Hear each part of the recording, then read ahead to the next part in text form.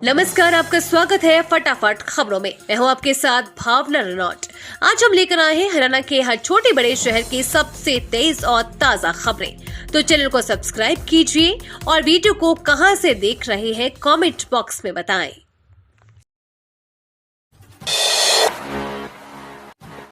लोकसभा चुनाव के नतीजों ने बढ़ाई टेंशन। 5 सीटें गंवाने के बाद क्या हरियाणा में जीत की हैट्रिक लगा पाएगी बीजेपी?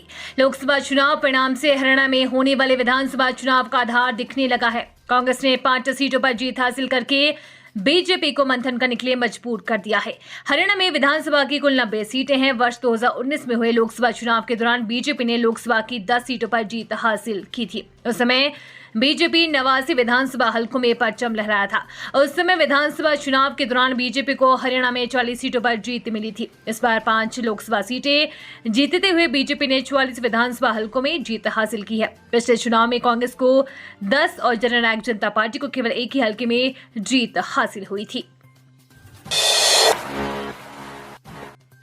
उत्तरी जिलों में तेज हवा के साथ हुई हल्की बारिश। यहां चली लू। 8 जून तक रहेगा विक्षोभ का असर।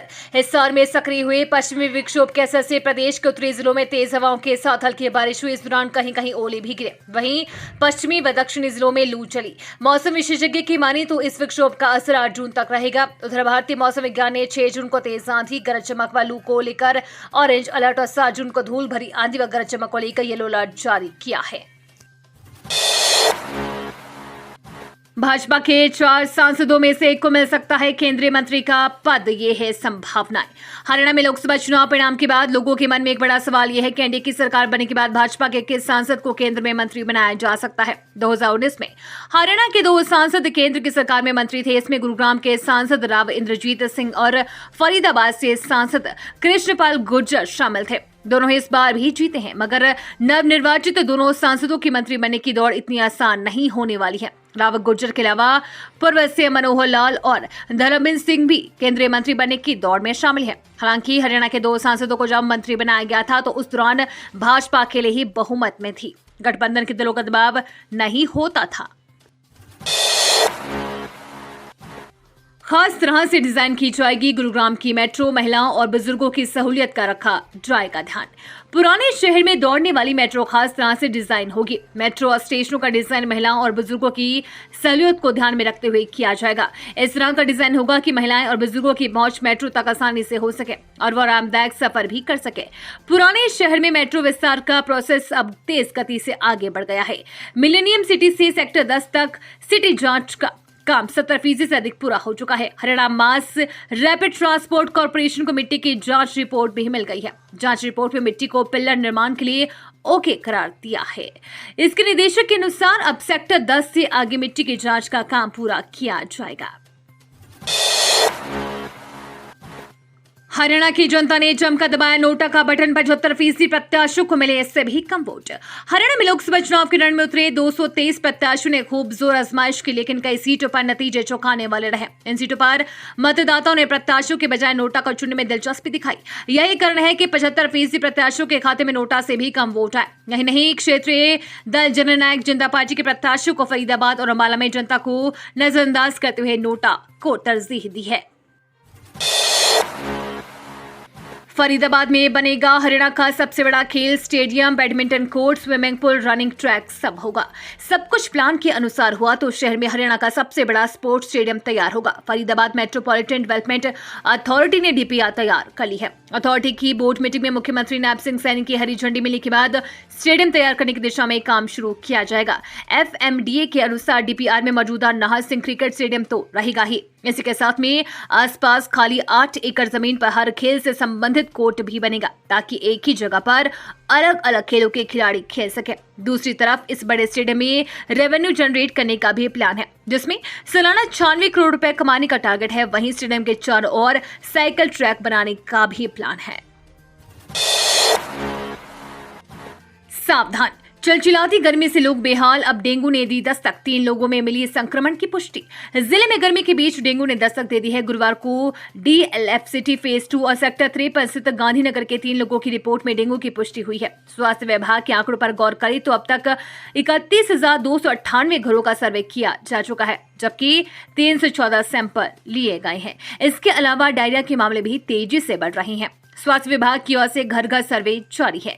डेंगू के खतरे की आशंका को लेकर संदिग्ध लोगों के सैंपल लिए जा रहे हैं। इसके साथ ही लोगों को डेंगू के प्रकोप से बचाव उपाय बताने के साथ साथ कूलर, गमले, फ्रिज ट्रे, टायर ट्यूब, नाद आदि हर छोटी बड़ी जगह की भरे पानी को साफ करने और सावधानी बरतने की अपील की जा रही है। पुरानी कोट रोड पर रंजिश में 15-20 बदमाशों ने गाड़ी पर बरसाई ईंटें, 2 युवकों ने भागकर बचाई जान। फतेहाबाद के पुरानी कोट रोड पर 4 गाड़ियों में आए करीब 15 से 20 युवकों ने टाटा हैरियर गाड़ी सवार 2 युवकों पर रंजिश के चलते हमला कर दिया। हमले से बचने के लिए दोनों युवक गाड़ी छोड़ वहां से भागे तो हमलावरों ने ईंटों से गाड़ी पर हमला बोल दिया और चारों तरफ के शीशे तोड़ दिए।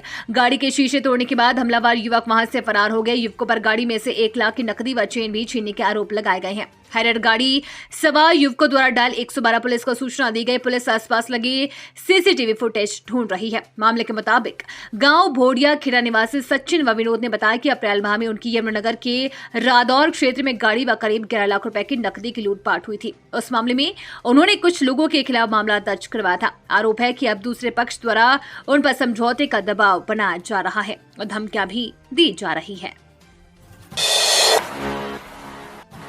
गार्ड के हाथ बंद कमरे में किया बंद, स्टोर से लाखों की डकैती। सेक्टर 10 थाना क्षेत्र के सेक्टर 89 बामडोली रोड पर एक स्टोर में तैनात गार्ड को बंधक बनाकर 6-7 चोर स्टोर से लाखों का सामान लूट कर चले गए। चोरों के जाने के बाद गार्ड ने अपने आप को छुड़ाकर स्टोर मालिक को फोन कर घटना की जानकारी दी। स्टोर मालिक की शिकायत पर थाना पुलिस ने संबंधित धाराओं में केस दर्ज किया है। घटना बुधवार देर रात की है।